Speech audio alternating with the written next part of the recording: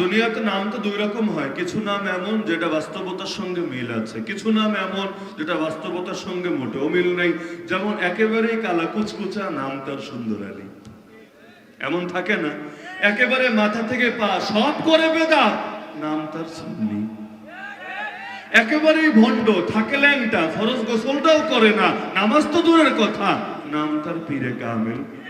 তো কিছু থাকে এরকম যাদের নামের সঙ্গে কাজের কোনোই মিল নাই, নাম যা কাজ ঠিক তার উল্টা।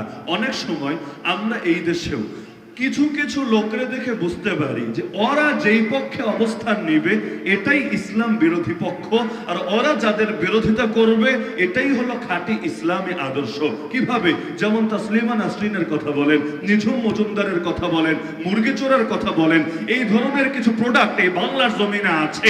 ওরা যদি কারো পক্ষ নেয় তখন বুঝে আসে ডাল মে কুছ কালা হয়, আর ওরা যদি কারো বিপক্ষে অবস্থান নেয় তখন বুঝে আসে আল্লাহর বান্দাই আল্লাহর আদর্শ তার জমিনে বাস্তবায়নের চেষ্টা চালাচ্ছে।